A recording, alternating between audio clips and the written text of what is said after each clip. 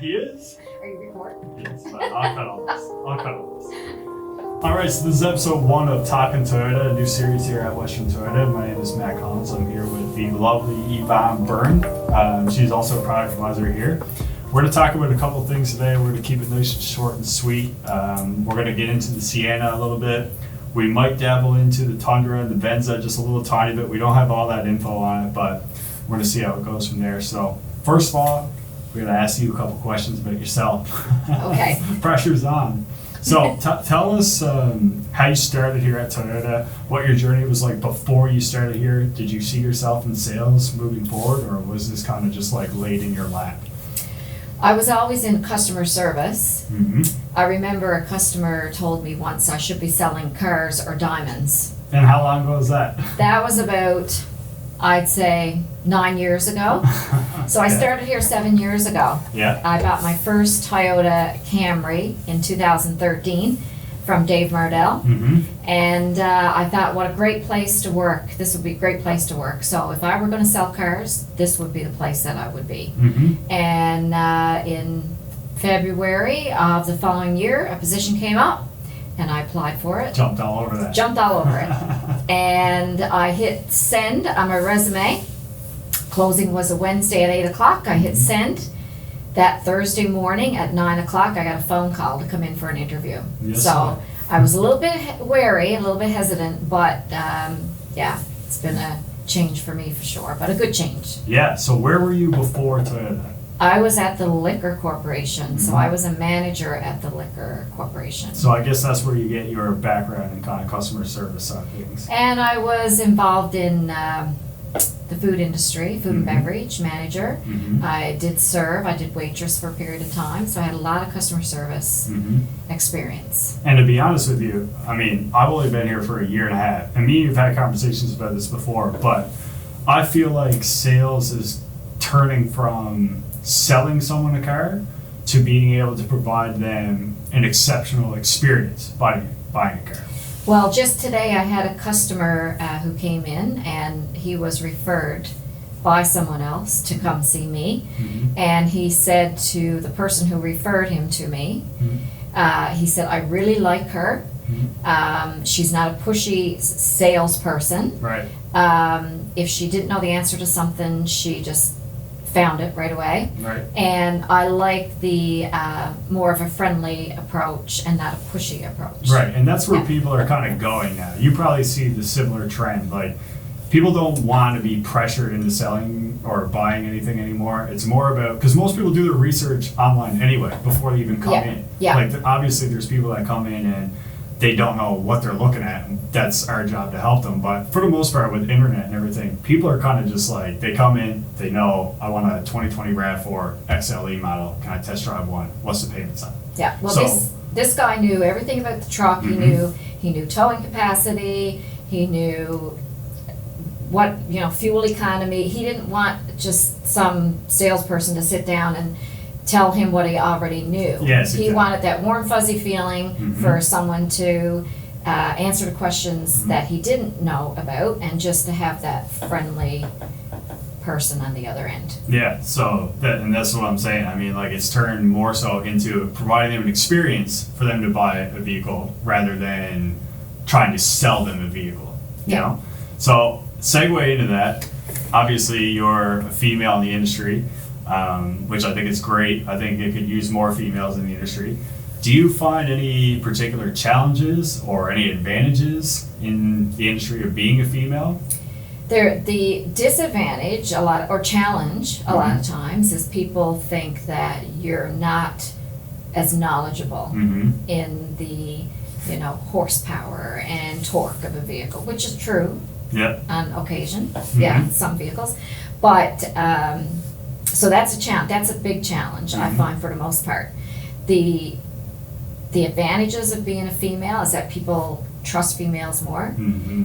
Females are more likable, Mhm. so women dealing with women, right? Mhm. They feel more comfortable. Yeah. And men dealing with women, they feel that they can trust a female salesperson more than a male salesperson. Yeah, and I feel that for what you said about a woman coming in to buy a vehicle, typically they're a little bit, and this does not go for everybody at all, but it just seems like typically they are not the main one usually coming in to purchase a vehicle. It's usually them and their husband, or just their husband coming in to buy a vehicle. So when you get a situation where a woman is coming in looking for a brand new vehicle, they might feel a little bit intimidated by the whole process, by things like you said, like having to know horsepower. They don't care about it. Most people don't care about that stuff anymore. But seeing someone like you and being able to talk to someone like you must make them feel like a huge weight is just off their shoulder, because they're not expected to know a bunch of things about a vehicle that they don't care about. And this goes for everybody, not just women, but for the sake of the example.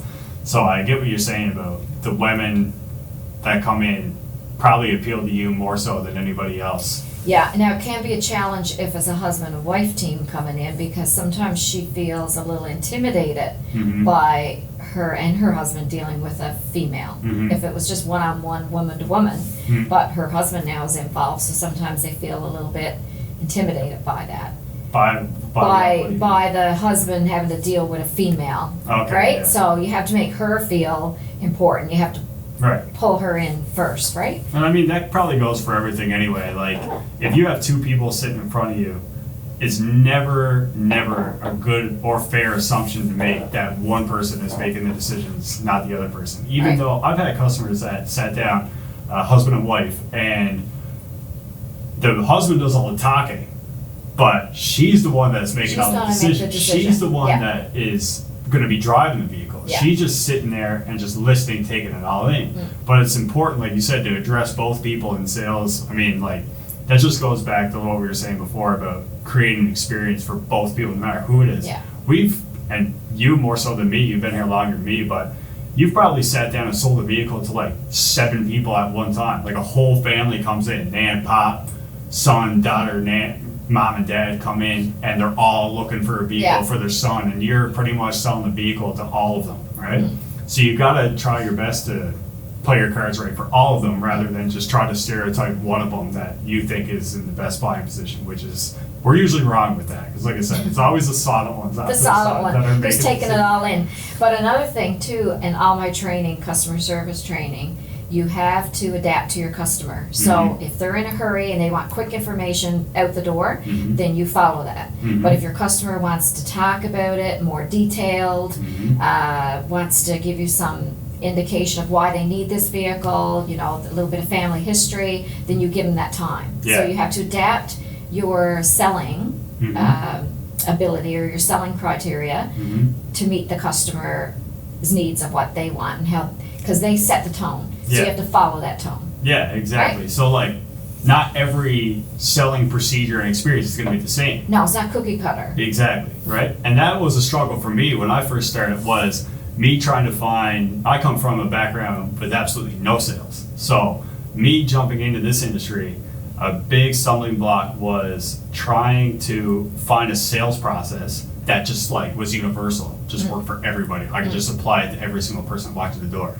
And it's not that it didn't work. I don't want to say like, oh my God, it didn't work. It just wasn't as effective as what you just said, adapting to each person that comes to the door. Truck customers are a lot different than Corolla customers. And they're a lot different than RAV customers. There's a lot of family in that RAV hybrid sector, right? So they care about different things than a guy who's looking for a new Tundra care about, right? And the sales process you follow is the same. You just have to adapt it to the customer that you're serving at the time. Yeah. So, getting into a new vehicle that we got on the way, the Sienna. Everyone is kind of talking about this. There's not a whole lot of info out there about it yet. What we do know is that it's all hybrid. So that's probably the main difference that people are going to find, is that you cannot buy a gas engine at all in this hybrid. So, we got a few different packages here, similar to the Sienna that's out now. You got your L line and you got your S line. Your L line will have your LE, your XLE, and your Limited. Now they have a Platinum package that we seen in a sales meeting the other day that looked crazy. We're going to get into that more so than the other ones. And then in your S line, you have the XSE and the XSE technology. These are all in front wheel drive and all wheel drive, which is similar to the Siennas that we have now. So when I'm looking down through this list, and when we first seen that video in our sales meeting, I think we were all kind of on the same page about that Platinum package and what that has to offer now. They did a complete remodel on the vehicle, as we know, and I find the back of it, I don't know if you can visualize it in your mind right now, but I find the back of the Sienna looks just like the new Highlander, the way that they got the lights and everything made. They really kind of designed this year Sienna, from what I can tell, to serve that family, that expanding family. Because I was in that boat when I was a kid. Me and my parents, well, not me, I was in no shape or form involved in any purchasing decisions back then, but my parents would buy Dodge Grand Caravans year after year, and we would drive them from here to Florida and back.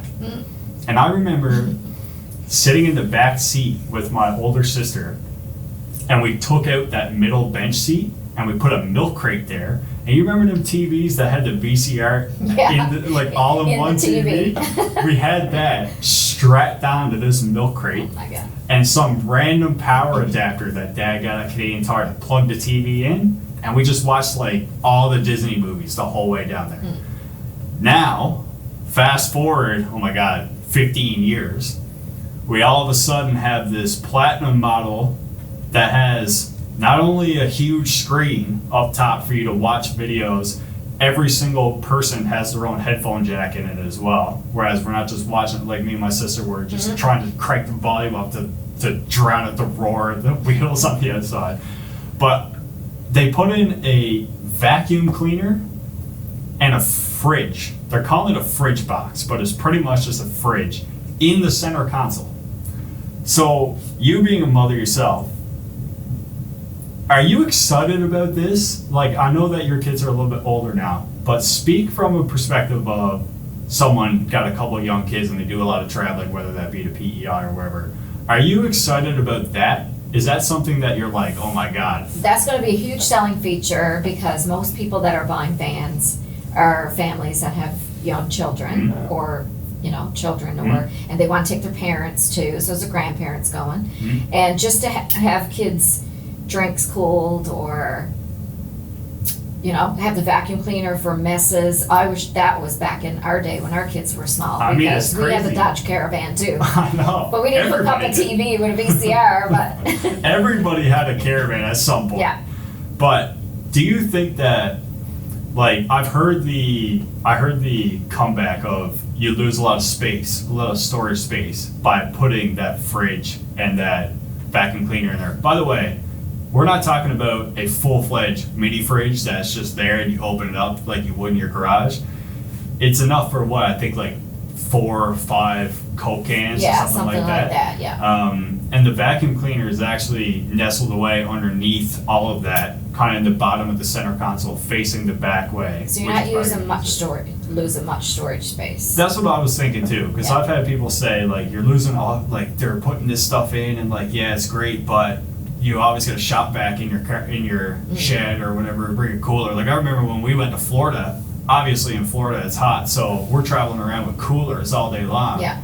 But like, which takes up more space. Exactly. Now, granted, you're probably gonna have a cooler anyway if you're going on a long road trip. But the convenience of having a couple bottles of water or a couple cans of pop, just like cooling in this fridge while you're driving, whenever you need it, you just grab it and put it in one of their, I'm pretty sure I read this ridiculous number, I'm gonna fact check myself after this, but there's something like 12 or 16 cup holders in this Platinum too, which That's a lot of cup holders. That's a lot of cup holders. But honestly, as you probably know from driving around with your kids, you use all of them. I'm like in my car right now, I drive a Corolla right now. There's in the front, there's a cup holder in the side console over here. There's 2 in the middle, and there's one around the passenger. They're all filled. They're all. Well, you got your little bag of candy. You might have some change, and you got your mask now that you got to put in one of them. You got to put it in the cup holder. You're gonna forget spot it. right there. That's right. Yeah, like you said, like you always designate one of those cup holders as like your little change thing. Yeah. So you can't put a cup of coffee or a water bottle on your change thing. Especially when you have a bunch of change there. Like if you got a few coins there, you can get away with it. But like when you start piling that up, that you lose a cup holder right Yeah. off the bat there. Yeah. But mine are full all the time, and I don't even know how, because it's not like I spend all kinds of time and money on just like every gas station I go to, I'm just like buying bottles of water and cans of pop and everything. It just kind of accumulates, probably from complete laziness of me like backing in my driveway, looking around for what I need to bring into my house, seeing my gym bag there, seeing all the other cups and be like, I'll do that tomorrow, and just never doing it. But I think a cup holder, I don't think of a cup holder as a place to put a coffee cup or a water bottle. It's a storage Yeah. compartment Yeah. for whatever. And if you got kids, it's kids' toys. It could be a lipstick. Because, right, you got to have that lipstick on. So you need that right there in the cup holder, right? I can't imagine what it's like having just a bunch of kids in a van and like the stuff that you would find in a cup holder. So having a lot of them is obviously beneficial. It is. I don't know how many there actually is off the top of my head. I was looking down through here, but it doesn't say. But I think it's something crazy, like 12 or 16 cup holders or something like that. Yeah. So anyway, where I was going with this is this fridge and this vacuum cleaner. We've come to the conclusion that it probably doesn't take up that much space that you're going to use anyway, because you got your cup holders, like you were saying. You got all kinds of storage around the van anyway. This vacuum cleaner, we've seen vehicles come here. We've had our own vehicles. You longer than me. You've had kids, I haven't. Is this vacuum cleaner probably worth more than the fridge? The fridge, definitely worth more than the fridge. Yeah. Because you're always looking to vacuum out your vehicle. Yeah. Because people eat in their vehicles. You know, first when you get it, you don't want to eat in it. Right? You're cautious. But a That goes out the window. month later, listen, you're having your KFC and your McDonald's and you're eating in that vehicle. Yeah. So vacuum cleaner is probably worth more than the fridge. And even, that just reminded me, with this new Sienna, the old style one, you kind of got all your dash cluster up here, and you got your shifter knob up here. Now they moved all of that down similar to the Highlander. So they kind of have this big surface area here for you to use as an armrest, or there's a couple cup holders, stuff like that. That would be perfect for eating your KFC or McDonald's. Almost like definitely. a little tray. Like a tray, like a food tray. Like when you're in the hospital, you have that little food tray that you pull over to your bed. Exactly. That's what it's like. Exactly, right? So like, it seems like they're really kind of thinking about that segment of people, which are the people that are having kids and traveling. Is pretty much what that sector is. There are some anomalies there, as we know. There are people that purchase vans just for the space that's in them. Yeah. They have more space than a Highlander, but they don't want a truck, so they buy a Sienna van for that reason. But for the most part, all of these features are pretty much just leaning towards that family segment. I can tell you one thing. If this was around when I was like 5 or 6 and I got to watch Lion King in like super HD and I had my own headphones in, because the most annoying thing is back then was watching movies and barely being able to hear them because just the road noise. Yeah. Like we're on the highway the whole time. We're driving to Florida, so just the road noise, having the TV cranked up all the way. Also, we used to have those DVD players that you like flip up and you like put. Yeah. So we had those. So I guess that's kind of, we're getting closer to where we are now. Now we're on this full screen that pops down from the top. And like I said, you got audio jacks for every single person. And your so own they can listen headphones, to them. yeah. So your own headphones, Yeah. right? So I think we were on the right track back in the day with that whole personal DVD thing, but now we're just kind of overboard. By the way, everything that we're talking about right now is the platinum model for the Sienna. So yeah, we're expecting that when? Before Christmas, right? Before Christmas, yeah. So I don't know how many of those platinums. I hope that we get a couple of those just so I can get in and just see what we're working with, because it just looks like it's. Like, I take a step back when I see that video. I was like, "There's no way that they thought about putting this stuff in a vehicle, right?" I think even to this day, it's still the only all-wheel drive van that you can buy too. It right? is. Yeah. Yeah. So that's a huge selling feature as well, right? Especially I'm glad here that they did in that. Western Newfoundland. My God, we go Yeah. through what, 7 months of winter here? Yeah. At You least. need all-wheel drive. Yeah, you need all-wheel drive. I mean, it's a huge selling feature to offer a vehicle like this where you're doing so much traveling. I mean, like a Corolla, for example, front-wheel drive, But people are buying a Corolla for like back and forth to work, or they may be retired and they're just going to the grocery store. It's not, I don't think in most cases it's like the main, we're packing the kids aboard this and we're taking off on this big road trip, right? It may be for some, and that's fine. It's a perfectly capable vehicle for that, but a vehicle like this is what you're buying for like going on those road trips. So an all-wheel drive system is good for that. I mean, like I said, it's the only vehicle, it's the only van in the segment that's all-wheel drive. So props to Toyota for that. Yeah, any other comments on the Sienna that you got in your mind? Anything else that you No, heard I about just it? think that the new redesigned Sienna, you know, people don't want to have that mom van, like that perception of, you know, That mom soccer mom van.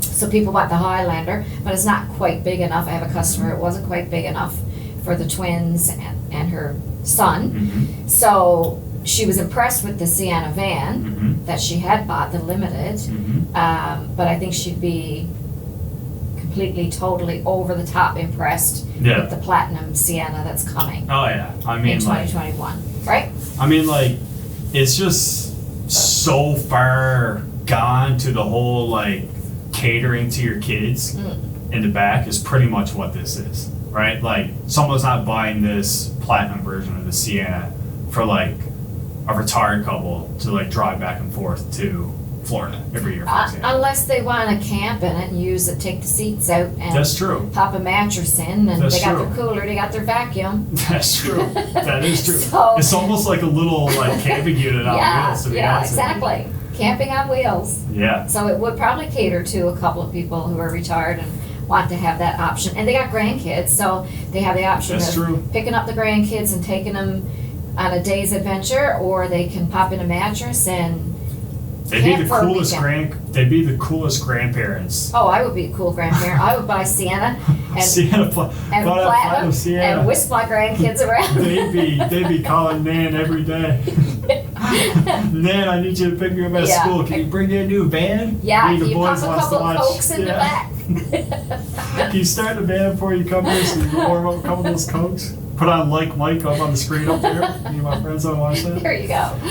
Yeah, no, we're excited for that. So like I said, we're hoping to get that on our lot sometime before the new year. That's the plan. Obviously, with everything going on now, it's a little bit difficult to judge the time frames. Yeah. Although, at one point we had 0 RAV4s here, and then 2 weeks later we had 70 something. Yes, yeah. So it is possible. Yeah. Toyota did prove that it is possible to get a lot of vehicles here very fast. So you never know what will happen with that. So, with all that being said, we'll wrap up first episode here. I think it went pretty well for I think the first so. episode. Yeah, I'm not nervous anymore. No. No, I mean, it's just, the first episode is always that one to like break the ice, figure out all the gear, Yeah. and like go from there. And providing information, like I said, like we were talking about earlier, everybody's on the internet now. Everybody's looking for their information on the internet. This is just another platform to do that, rather than video or rather than making a Facebook post with everything written out. Sometimes people would rather just like listen to it in their car on the way to work or on the way to wherever they're going, right? So this is the first stab in the dark at that. Glad to have you for the first one.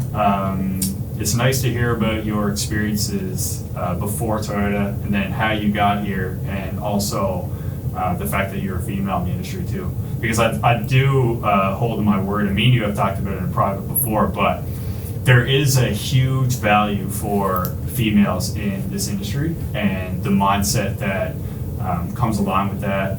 And you were right in a lot of things that you touched on in terms of personality traits and stuff. People gravitate towards that a little bit more. And also how do I say this? The motherness side of females also, for lack of better terms, is starting to really bleed into where this industry is going, in my mind. Like I was saying before, I don't think it's not so salesy anymore. It's more catering to an experience and taking care of someone. At the end of the day, we're product advisors. Our job is to know the vehicles, but for the most part, people know the vehicles, and it's our job to make sure that they feel comfortable, cared for. I mean, we could go on and on about customer stories that both of us have. I've only been here for a year and a half, but I have stories about customers that have left and have felt such a sigh of relief just because the experience that this dealership as a whole offers. That goes right down from top management down the chain. That's kind of the motto of this dealership per se. Well, people usually, they like people that they trust, Mhm. and they tend to buy from people that they like. Absolutely. So. The product just speaks for itself for the most Exactly. part, right? Mhm. Like we're fortunate enough, we sell Toyota vehicles. The Toyota name speaks for itself. Our job is to just make that experience like top notch, Yeah. 10 times better, right? Yeah. Because they get in them, they drive them, and they're like, Yeah. I Yeah. love this. Yeah. And then we're like, okay, let's make sure that this is like one of the best buying experiences that you have. Because for most people, besides a mortgage, this is A big purchase. the Yeah. next big one, right? Yeah. So some people might be excited, some people might be like extremely nervous. So Mm. making that process as simple as possible is pretty much what the regime here is so far, at Exactly. least. Yeah. So it was nice having you on for the first episode. I'd like to have you on again, get into more detail about some other things. I'd like to talk more about the sales versus customer service side of things, because that's where my passion is as well. So Yeah. for now, we'll wrap it up. That's a then. passion of mine too, so. Yeah. I have a little story about that, so that could be another Yeah, well, there you go. episode. There you go. Everyone watching is going to tune in for the next one with Yvonne Byrne. That's it. It's an excellent little story. It's All right. it's very motivating. There so. you go. Well, now everyone got some There you go. reason to stop by again for you, right? You just let that little cliffhanger in there, little right? clip. For people Just to that come little back. clip, yeah. All right. Well, thanks for coming on. Thank you. All right.